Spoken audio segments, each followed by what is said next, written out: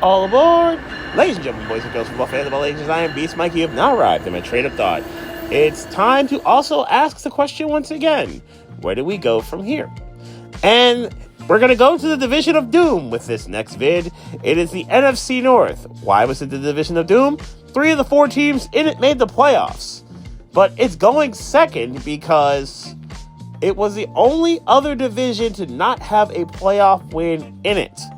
Let's talk about, first, the team that didn't make the playoffs, the Chicago Bears. One play, one moment of time. That is where the Bears season instantly flipped.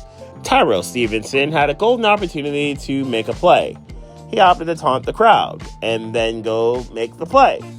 Unfortunately, he made the play for the Commanders. He deflected the ball to Noah Brown, who was the only one behind anyone in the end zone, and that was game. It was from that point on, that moment in time on, where things never got better for the Bears. As a matter of fact, they only won one game after this moment in time. They got humiliated by the Cardinals and then the Patriots at home. The Packers bullied them once again, this time with a blocked kick, which was kind of hilarious. And Minnesota beat them, and Detroit beat them, and finally got Matt Eberflus fired because of hilariously bad clock management.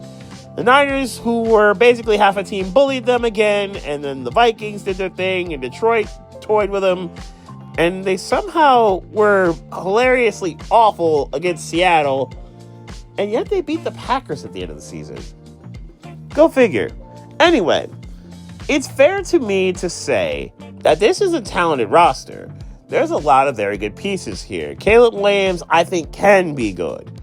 I think his offensive line is disastrously bad in front of him, and obviously it affected the run game, even though I think DeAndre Swift is a good back. And Caleb does have to not hold on to the ball too long. He's got to get rid of it. He's got to make quicker decisions. DJ Moore, obviously, very good. Roma Dunze, very good rookie. I think he can be even better in year 2. I like those two as a duo. Now, Keenan Allen may not be back, and that may be a pretty bad thing because he felt like their most reliable receiver. But you got Cole Kmet as well at tight end, and you have a couple of top-tier guys on defense in Jalen Johnson and Montez Sweat and Jaquan Brisker holding it down on that side of the ball. But the Bears need a lot of help. They need a lot of resources. They need a lot of things to fix because, let's face it, everybody else in this division, A, made the playoffs, and B, probably all underachieved despite making the playoffs and being relatively good for most of the regular season. Chicago's got work to do, and they've got some things to fix ASAP. And Chicago-wise, we're a terrible offense. They are allergic to having a good offense, so much so that they were the worst in football in terms of yards. Not great. They were also the 5th worst in terms of points. Also not great. But surely they could run the ball. They got DeAndre Swift, as I mentioned. No, they were in the bottom 10 in that category. And I already told you the passing stuff was no bueno. Only New England was worse than them there. It is just a disaster class when the pick after them was Jaden Daniels and was an instant turnaround for the Commanders. Then again, Washington built their roster a little bit better and had far, far better coaching. Yikes. So what does Chicago do now? Now that they have Caleb Williams in year 2, and they finally actually got him a competent coach in Ben Johnson. In theory, Ben Johnson is going to help them and Caleb realize their potential. And in theory, the creativity that he shared at Detroit is going to help matters. They've already made a couple of trades, and getting Joe Thuney out of Kansas City will be a huge deal to help that offensive line out. He probably would have been the best guard on the market, and Chicago took care of it, and they got a lot of money to spend, so they were able to make it work. Very smart play on their part.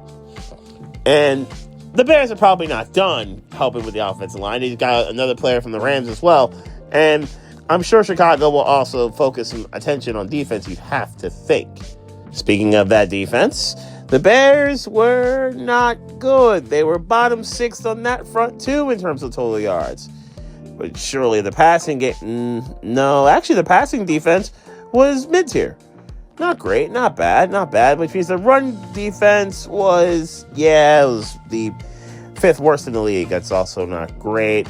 And their points defensively as a team, actually not awful. Actually, their point total was actually pretty good. So really is the run defense where the damage was done. And in theory, the Bears are going to have to draft a D tackle at some point in time to help alleviate this problem. You could have taken Jalen Carter.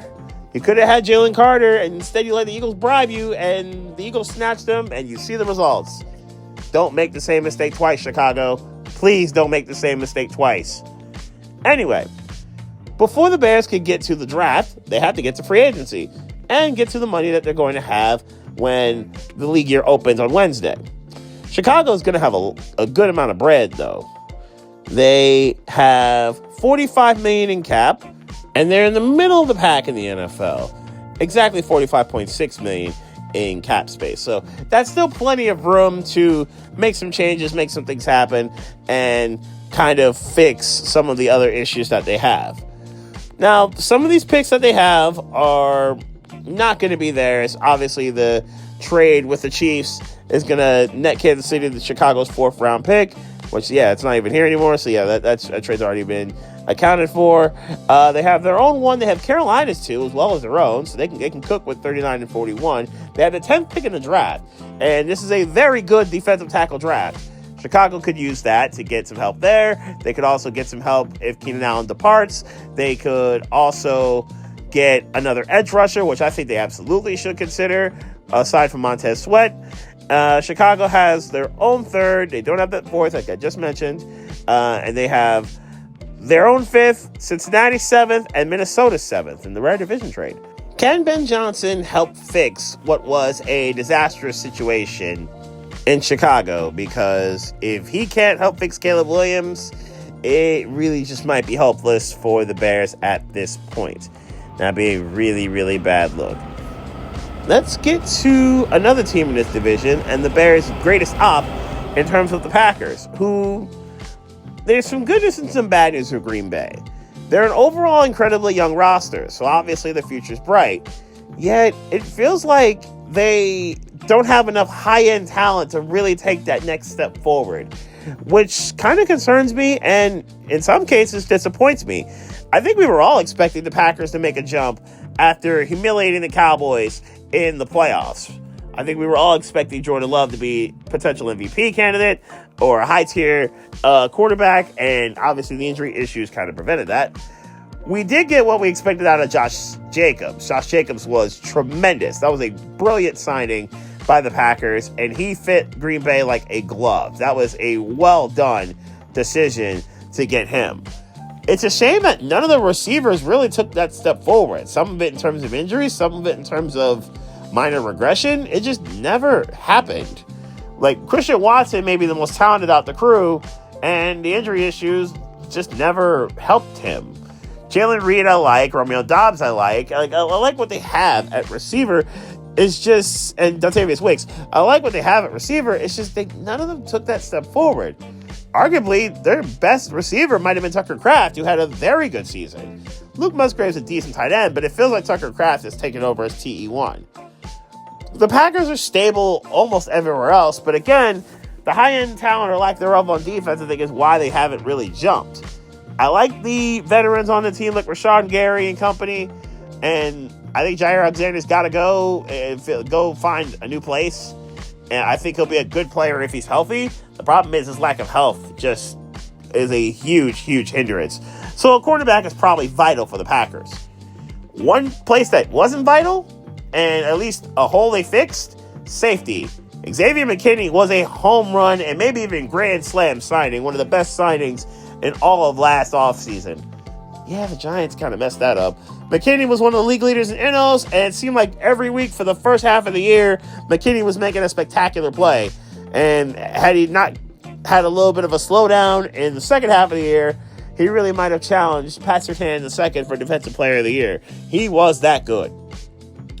Green Bay had a fairly solid team overall. They just got overmatched and overwhelmed by the Eagles. And they just made too many mistakes, even though they did get jobbed on the opening kickoff, because the Packers clearly recovered that ball. Green Bay did have a top 5 offense in the NFL in terms of total yardage. They were also fifth with the run game. They were 12th in terms of throwing it, which is not bad, despite the Jordan Love injuries and the Malik Willis experiment, which kind of worked. They actually won a couple games. They were top 10 in scoring, too. They were actually just behind the Eagles at 7th best, which is good stuff there. So Green Bay knew what they were doing on offense. Their run defense was outstanding, and it really helped them become the 6th best defense in terms of total yardage. Good work there. Packers pass defense, also pretty good. They were amongst close to the top 10. And as a matter of fact, they were 13th, so good. They were also very good there. So this was an overall very balanced team. It just didn't have the high-end skill to put it over the top.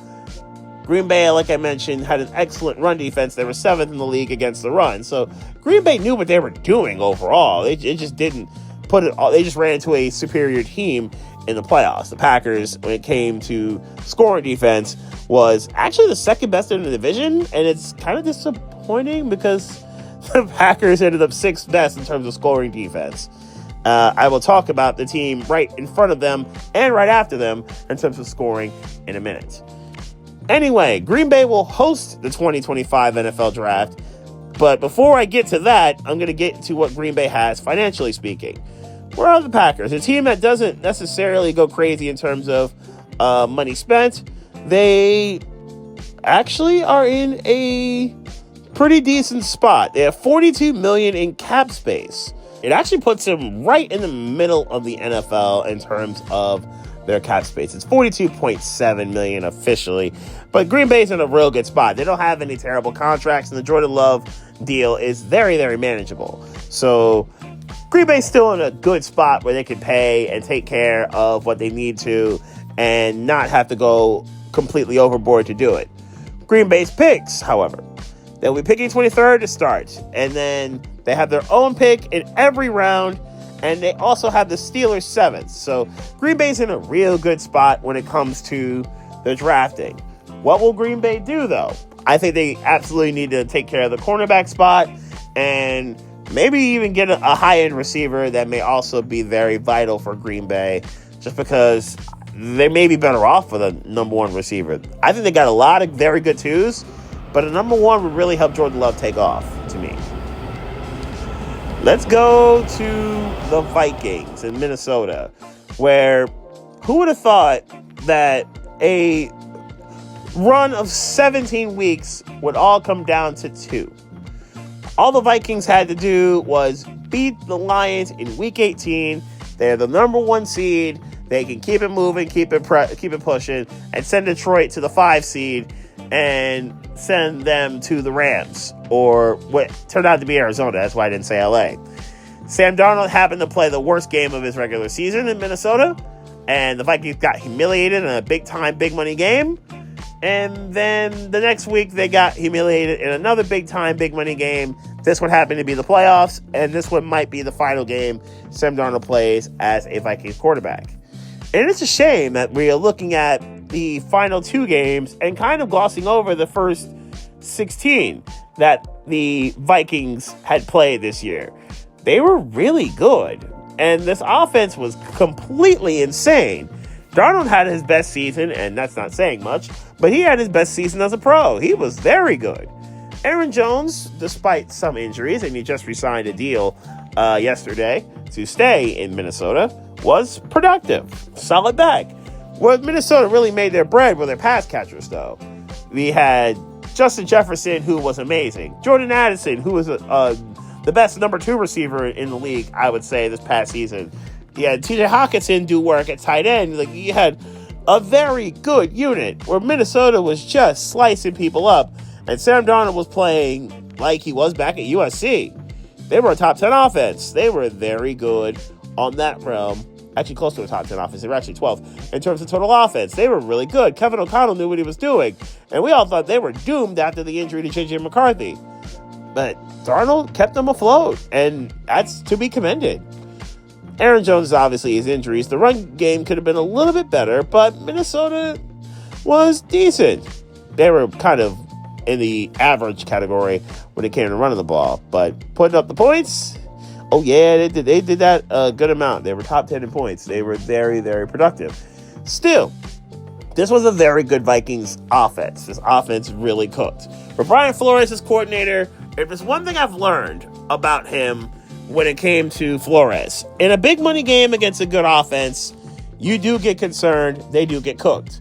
The Lions, for example, are the big money offense, and they absolutely shredded the Vikings twice.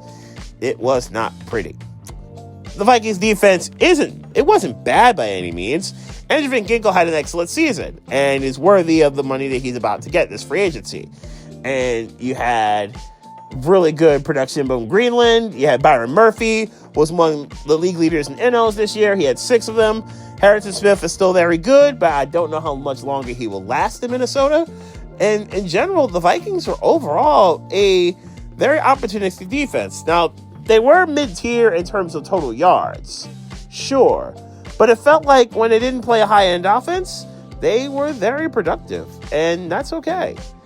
Against the pass, they were not great, which is saying something because I like some of those guys that I just mentioned in that secondary and in general on that offense. But they were number 2 against the run. You could not run on Minnesota. It was not happening. They were tremendous on that realm. Points-wise, the Vikings, like I just mentioned, that there was a team in front of Green Bay and a team after Green Bay I was going to talk about when it came to the points differential. Minnesota was the one in front of Green Bay. They finished 5th in points allowed. They were very good. They just looked bad twice against Detroit and twice badly against the Rams, even though that was a terrible call, which should have been a face mask, turned into a safety for LA in the first game against Minnesota. Anyway, Minnesota's 15 wins was tremendous.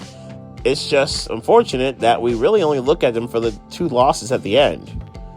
Anyway, Minnesota cap-wise, we'll look at them at the top. Well, near it anyway. They are 7th most in terms of their cap space, just behind the Steelers, which I'll get into on another video, obviously. $61.2 million in cap space. Minnesota could really go to work, and they're going to have to work on some things. Obviously, they have a quarterback on a rookie deal, so they've got time to really build the roster out and be as kind of flamboyant as they kind of want to be, I would say. The Vikings flying the ointment this offseason is not their money. It's their picks, or really lack thereof. They only have 4 of them. 1 in round 1, 1 in round 3, 1 in round 5, that's the Browns, and another 1 in round 5. So Minnesota will probably be very quiet in Green Bay for this draft, which is probably good because they would probably be booed anyway. People won't be able to hear it. But Minnesota's draft capital is not great. The Vikings don't have too many holes in their roster to me. They got to fix the secondary, sure, but they don't have too many other holes. Can Christian Darrisaw be healthy along the offensive line? No, that's going to be important. And what happens with quarterback? Will J.J. McCarthy be fully healthy? Will they keep Sam Darnold? Minnesota's going to have some decisions to make. I do think Minnesota's going to be a good team, but will it be good enough to get back to January in the playoffs? And then there's Detroit. A really good, really fun to watch Detroit Lions team, and maybe the most puzzling playoff loss we've seen in a long time. The fact that they got kind of sort of run off the field by a Commander team that nobody saw coming. It was absolutely stunning to see them get blown out by, well, not blown out, but kind of sort of handled by the Washington Commanders. And Jared Goff, who admittedly is not the greatest on a big money stage, he somehow just didn't play all that well at all when you needed him to, even with the number 1 seed. And it was absolutely stunning to see that happen. They had the best running back duo in the game, Jahmyr Gibbs, David Montgomery. Montgomery missed a few games, and they were still absolutely cooking people. And obviously, Atlanta's running back duo could absolutely put up a fight in this realm. But anyway, you had Sonic and Knuckles doing their thing. Amon-Ra St. Brown and Jameson Williams. Williams was not stupid this season and absolutely shredded cats when he was on the field and hitting home runs. You had Sam Laporta, who was dominating people at tight end. This was a tremendous offense. Number 2 in the league, as a matter of fact, in terms of their total production. They were just absolutely slaughtering people. Second in passing, because Jared Goff was doing his thing when the game and the moment wasn't too big. Oh, the run game, well, they were slacking. They were only 6th in terms of running the football. They were slacking in these streets. They really weren't. They were the best scoring team in the game, though, but that should have been expected. They were a full 2 points ahead of the Bills in terms of the most points scored in the NFL in terms of average, even though they did lose to the Bills and gave up a lot of points in doing it. Dan Campbell was never meant a 4th down he wouldn't go for as long as it was doable to actually get the first down. The fly in the ointment, one could argue, might have been the injuries. Well, was the injuries because they had a bunch of them. That Aiden Hutchinson injury was straight gruesome. And maybe he comes back for the start of the year, maybe he doesn't, but ideally they get him some help along that defensive line in terms of another pass rusher. That would be pretty good. They, for some reason, released Za'Darius Smith, which I'm kind of surprised by that. Za'Darius Smith's a good player. That's a little bit of a shock to me. They also, Alec Anzalone is a good linebacker. Getting him some help would also be nice. And somebody in the secondary to help NO leader Kirby Joseph, who had 9 and was tremendous the entire season. Getting him some help in the secondary would also be pretty good. Although I do like Teron Arnold. I think he'll be better in year 2. They were kind of below average in the total yardage game. It wasn't as bad as it was the previous year where they were just hideously bad. They're still bad against the pass, though. They were 30th in the league against on pass defense, so that's not great. They were 6th in the league at stopping the run, though, which is never a bad thing. And the Lions did give up their fair share of points. They were in their fair share of shootouts, but even with that, they were only 8th in terms of 8th best in terms of points allowed per game, which is still a very good look. This Detroit team is a really good one. The question that needs to be asked is simple. Was Dan Campbell right when he said that the Lions might have had their best shot and just not taken advantage of it? Let's talk about the cap situation Detroit has. Detroit is in another good spot here. Detroit has $55.1 million to spend, and only 7 teams are ahead of them in this realm. Not bad. So Minnesota takes the crown for the most cap room in its division. Good work. The Lions pick Hall, and you know they're going to pick late because of their success in the regular season. They do at least have more picks than the Vikings, so that's not bad. They have their own pick. They have their own pick in round 1, round 2, and round 3. They don't have a 4th from their own lot, but they do have the Eagles' 4th. They do have Tampa Bay 6th. They have 2 7ths. One of them is Dallas's. Detroit Super Bowl window is still open to me. They're going to have to close the gap between them and the Eagles, but their Super Bowl window is very, very open. Can they fix the problems that they have? That's the NFC North version of this video. And where will I go from here? Well, looks like I'm going to the AFC South. And I'm going to deal with the Titans, the Jaguars, the Colts, and the Texans. There's a lot to talk about with these 4 teams, especially with 2 of them having top 5 picks and some real heavy decisions to make. What will Tennessee do with the first pick in the NFL draft? Will they keep it or will they trade it? Either way, Nashville, you're going to be the first stop on my next Trade of Thought.